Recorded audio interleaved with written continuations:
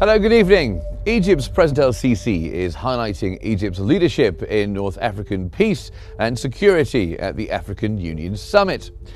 Meanwhile, Israeli Prime Minister Benjamin Netanyahu is accusing local Israeli media of blocking a detainee swap deal and echoing Hamas propaganda. Welcome to special coverage, bringing you the latest regional and international updates. President Abdel Fattah el-Sisi delivered a keynote speech at the 7th session of the African Union Mid-Year Coordination Summit, emphasizing Egypt's leadership in enhancing the North African regional capacity for peace and security. Speaking as chair of the North African Regional Capacity, El-Sisi reviewed efforts to boost the readiness of Africa's peacekeeping forces amid the continent's complex security challenges, including armed conflicts, terrorism, and climate impacts. He underscored the importance of sustained funding, regional coordination, and reform to ensure effective deployment of the African Standby Force, highlighting recent strides made through exercises and administrative reforms. El-Sisi reaffirmed Egypt's commitment to peace as a foundation for development and regional integration across Africa.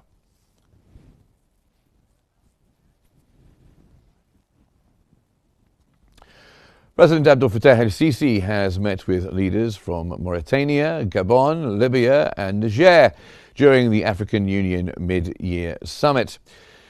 Discussions focused on enhancing African integration, development and maintaining peace and security across the continent, reflecting Egypt's ongoing commitment to regional cooperation and stability.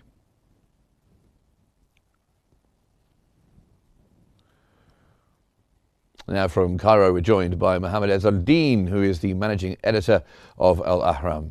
Thank you very much for being here with us. So how does Egypt's leadership of the North African regional capacity influence the broader peace and security architecture of the entire African Union, would you say? Thank you so much for having me on Qnews. Certainly, Egypt plays an integral part in the African continent, and President Sisi attending today's seventh mid-year coordination meeting indicates the Egyptian attention to the African cooperation and the part that can be played by the African continent in spite of all challenges and geopolitical variables, and also the climate circumstances and conditions, in addition to regional disputes and conflicts. Egypt, since its presided the African Union in 2019, headed by President El-Sisi. It provided a very important example and model for management in the African Union. It also established follow-up mechanisms for all the African issues, as well as the affiliated bodies and organizations. It also paid a lot of attention to the intra-African trade. Building upon this, with the presidency attending the ceremony today and the discussions that took place during the summit around the African integration and prevailing peace and security, in addition to counter-terrorism efforts, escalating tensions on a regional level, and most importantly, what he mentioned during the Audanipad meeting regarding the facilitating or consensual funding and increased investment between the African countries and the entire world is highly relevant. Of course, it was a great positive participation in addition to the bilateral meetings with the heads of African states. And what would you say are the key challenges facing Africa that require the strengthening of regional mechanisms?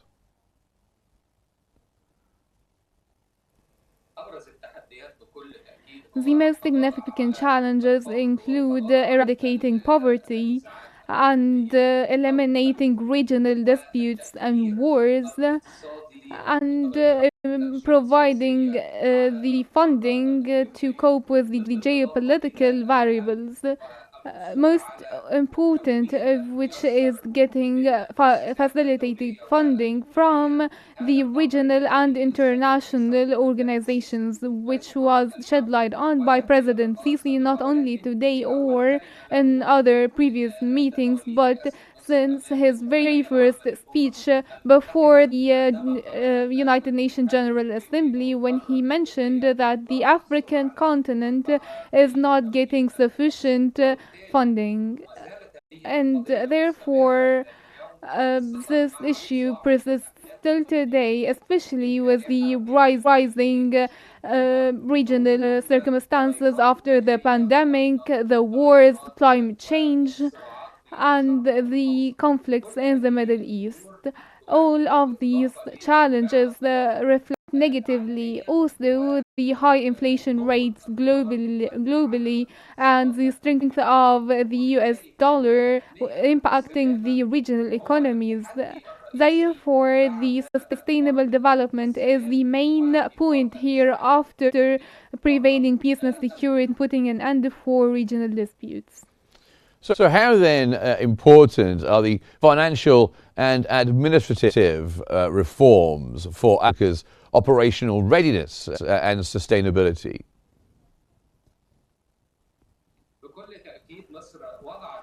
Definitely, Egypt has set final or follow-up mechanisms for the African bodies, including different initiatives, including the housing initiative or the regional de-escalation initiative, in addition to conventional funding and increasing the volume of interest to attract more investments,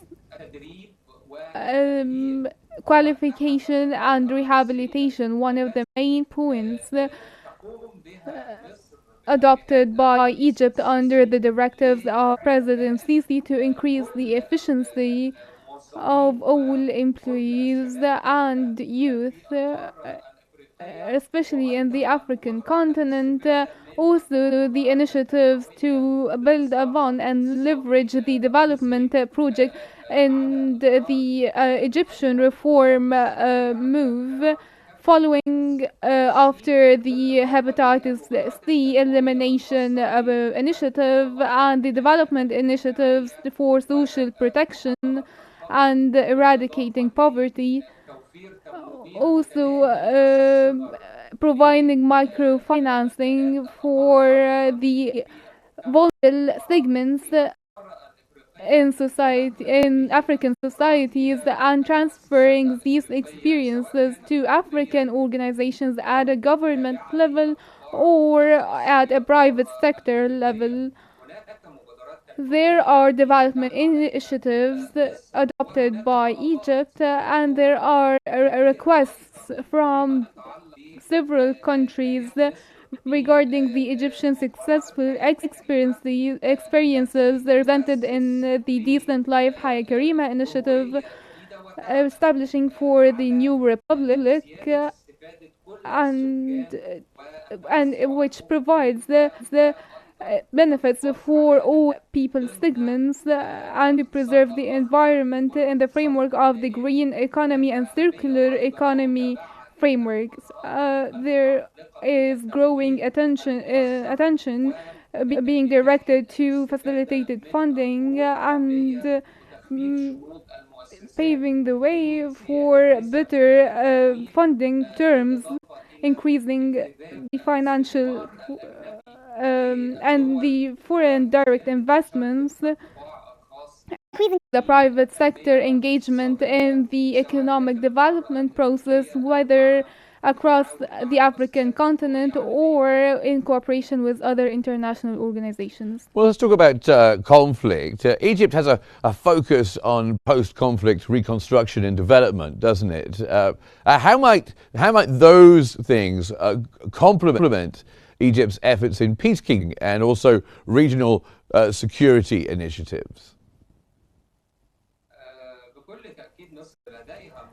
Certainly, Egypt has different initiatives launched and has proven success in peacekeeping and in economic development, which are the two things that most needed by the African continent. The good relations tying President Sisi to all heads of African states, in addition to the Egyptian non-intervention in other internal affairs of other countries, and preserving the influence and mutual respect with the entire continent. Also, the strength of the Egyptian armed forces and signing the peace treaty tens of years ago. All of these points qualify Egypt to play a great role in de-escalating regional disputes, which already happened in 2019 with the Silencing the Guns initiative, as we managed to prevail peace in different disputes across the continent. The Egyptian role can be complemented first by exchanging information for counter-terrorism efforts, and most importantly, sustainable economic development and preserving the rights of the African continent in concessional funding. Also, lowering the carbon fuel use and entering new projects for new energy and green energy and agriculture, and increasing the intertrade. Information exchange and participation in military meetings and mechanisms. Egypt took place in the last meeting held in Algeria last January, and as there was a meeting for the chief of staff and presidents of the North African region, and they agreed upon continuing the initiative for peacekeeping and to increase the readiness of the forces to de-escalate tensions in the region. Well, Managing Editor of Al Ahram, Mohammed Ez El-Din, joining us from Cairo. Thank you very much indeed for being here on the programme. Trade between Egypt and the African Union member states has risen to 9.8 billion, or rose to 9.8 billion in 2024, marking a 6.5% increase from 2023. According to CAPMAS, Egyptian exports to the continent reached $7.7 billion, growing 4.7%, with Libya, Morocco and Algeria as top importers. Imports to Egypt also surged 14.5% to $2.1 billion, led by the Democratic Republic of the Congo and Sudan.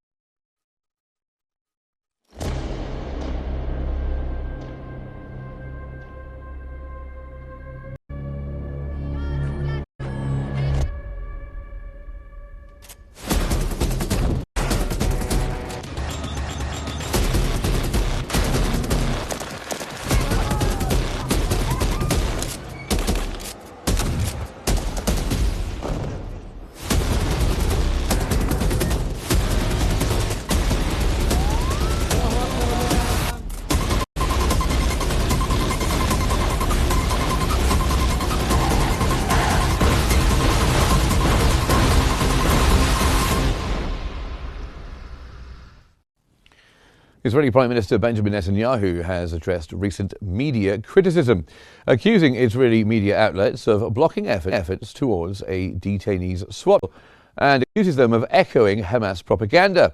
Netanyahu clarified that while public opinion polls show support for a deal, they do not consider whether respondents want Hamas to remain in Gaza. He confirmed accepting proposals from mediator Steve Witkoff and others to finalize a swap deal, but said Hamas rejected these offers. Netanyahu firmly rejected Hamas's demand that Israel withdraw from Gaza, and says that would be to allow Hamas to rebuild its military and launch future attacks. He emphasized Israel's resolve to recover detainees, but only alongside the elimination of Hamas.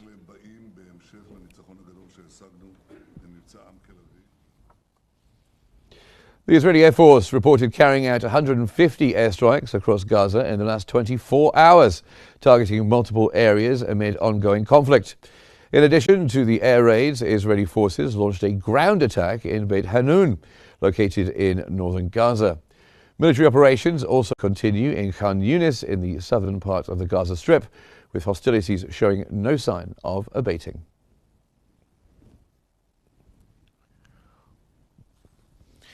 Now, joining us from Cairo is Ahmed Fouad Anwar, who is an Israeli affairs researcher. Thank you for being here on the program with us. So how does Netanyahu's accusation against Israeli media impact what is going on? What do you make of this accusation against the media in Israel?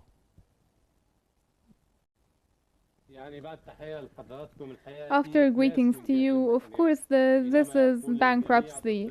When he says that everyone is against this is bankruptcy. When he points fingers at the Israeli media and the Israeli opposition and the Israeli judiciary, this is bankruptcy. A reporter was arrested because he opposed the killing of Israeli soldiers. These are unprecedented incidents. Netanyahu is turning a blind eye to everyone.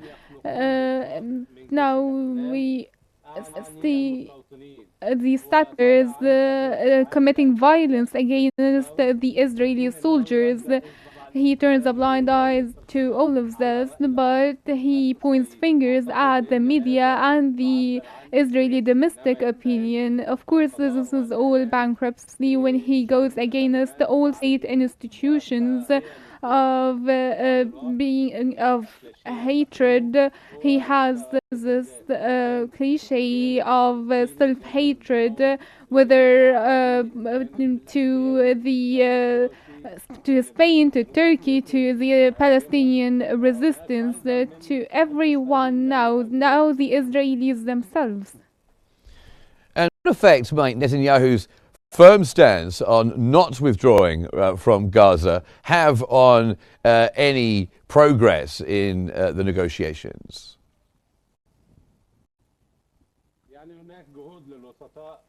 Of course, there are efforts exerted by the mediators, tireless efforts, working 24/7 to find a solution. But the real problem here that once Netanyahu finalized a ceasefire agreement, or actually broke the ceasefire agreement last March to control Rafah, here lies the real program. He wants the Morag corridor, or the second Philadelphia corridor. He wants to control this and to establish a buffer zone or a humanitarian zone near the Rafah city, near Egypt.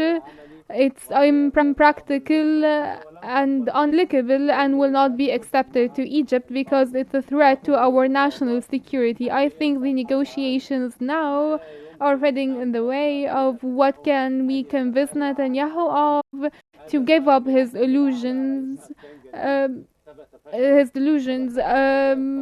He has proven to be unable to implement the goals of the war. He said that the continuation of the war threatens the lives of the detainees. I think with the pressures of the detainees' families and pressure as he sees that there can be truths that pleases Netanyahu by giving him immunity against the prosecution inside Israel. I think there will be a room for a deal or ceasefire in days.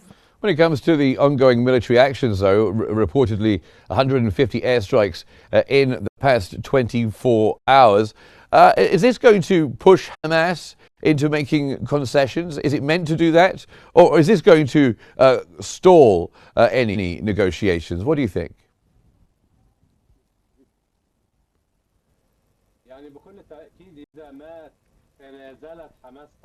Certainly, Hamas if Hamas made the concession represented in the only pressuring card, which is the detainees, and also the disarmament, the situation will be worsened when Yasser Arafat withdrew from southern Lebanon. We have seen the Sabra and Shatila massacre against unarmed civilians. When there are accusations, these should be directed towards Netanyahu and his government, as they killed children, especially in humanitarian zones, and they actually recognize the killings these people by mistake. I think we should see movements such as the White Helmets move that defended the Syrian children. The same should happen to the Palestinians. And of course, international mediators may well have the hardest job in the world right now. What role might they play in helping to bridge the gap between the demands of Israel and the demands of Hamas?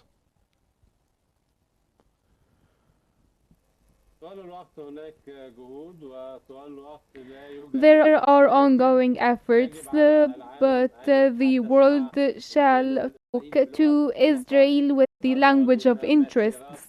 We have seen protests supporting the victims in Gaza. Inside Europe, we have seen economic measures, legal measures. There must be coordination of efforts to support the Egyptian vision based on a ceasefire, and also prosecuting the war criminals with the support of the International Court of Justice. It is also pressuring the Israeli side with more tangible measures. This requires coordination of efforts, and it should be approached from several aspects, and this might help greatly in ending the hostilities.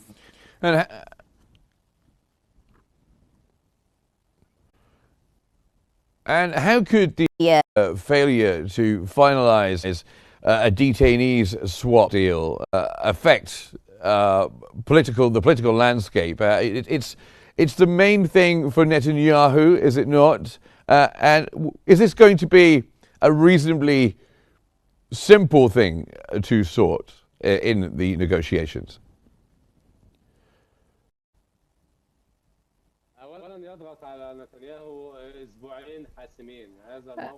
Netanyahu has two very decisive weeks. 2 weeks before heading to the summer vacation of the Knesset. Today, the opposition is forming an alliance with those who oppose the recruitment law, and they are working on a law to dissolve the Knesset. This pressure is in the favor of the Palestinian negotiator. I think we should leverage on that, as Netanyahu is working for his own interest, as he will be able to evade the legal prosecution. I think that the names of the figures to be released from the occupation prisons and the Morag corridor and the Israeli troops withdrawal from it as a humanitarian zone,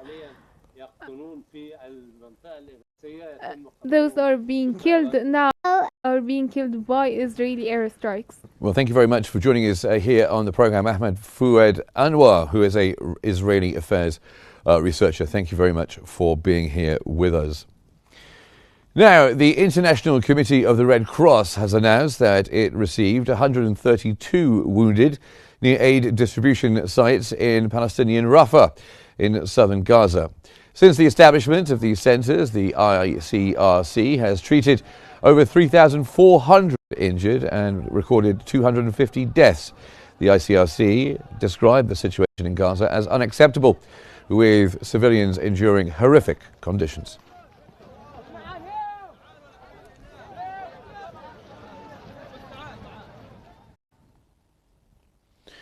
At least 10 people were killed after an Israeli airstrike hit a water distribution center in Gaza, deepening an already dire water crisis in the besieged territory.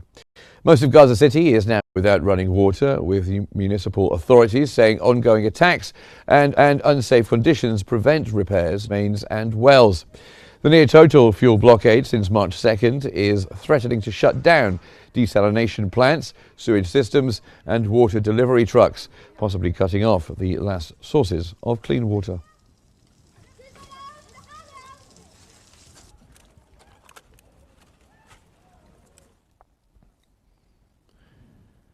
Meanwhile, Israeli opposition leader Yair Lapid has sharply criticized the government's plan to turn Rafah into a humanitarian city, as they call it, for Gaza's population, calling it a costly and dangerous political maneuver to appease far-right coalition partners. Lapid argued that the $4.5 billion earmarked for the project would be better spent on easing the financial burden on Israeli citizens by improving education, public transportation and childcare services. He called for an end to the war and the return of Israeli detainees rather than pursuing what he views as costly and politically motivated plans.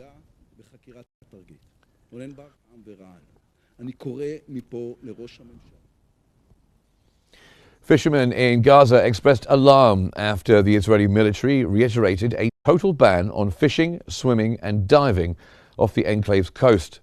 Despite the renewed warning, many say they have no choice but to continue fishing, calling the restrictions a real catastrophe in the face of mounting hunger. The renewed ban comes as famine fears escalate in Gaza. A May report by the IPC projected nearly 500,000 people could face catastrophic hunger by September.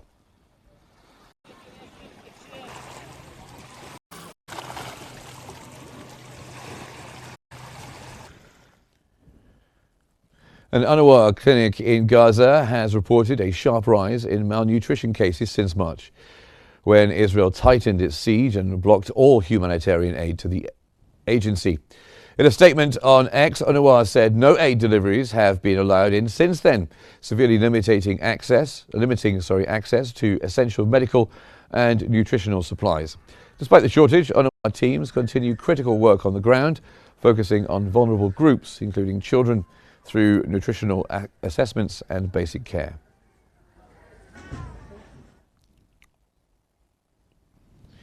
UN agencies have said the fuel crisis in Gaza has reached a critical point, placing the lives of 2.1 million residents in jeopardy and threatening to halt all humanitarian efforts.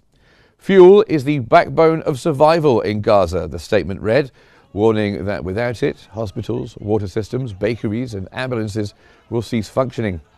Neonatal and intensive care units are already failing and ambulance services have been crippled. While a small delivery of 75,000 litres was allowed in this week, the first in 130 days, agencies say it falls drastically short of daily needs.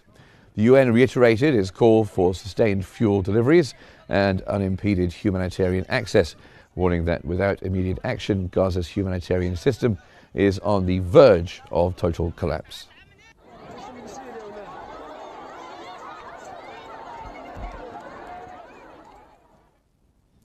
The Euromed Human Rights Monitor has called for US President Donald Trump to face prosecution for complicity in genocide over his support for the GHF aid distribution system in Gaza, where hundreds of Palestinians have been killed by Israeli forces.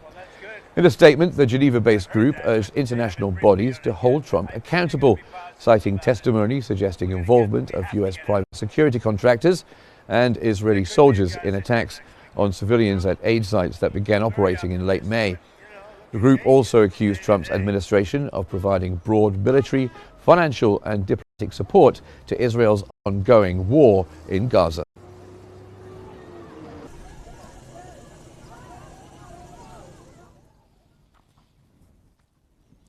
The British consulate in Jerusalem has condemned the recent killing of 2 Palestinians in the West Bank by Israeli settlers, calling for accountability. In a post on X, the consulate said extremist settlers face no consequences for their actions. On Friday, settlers beat 20-year-old US citizen Sayfullah Musalat to death and fatally shot Mohammed Shalabi. north of Ramallah. Since 2022, Israeli forces have killed at least 9 US citizens, including journalist Shireen Abu Akleh.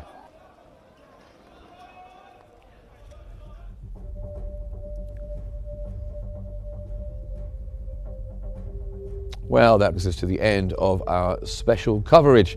Remember to stay updated by following Q News for the latest developments. Enjoy the rest of your day.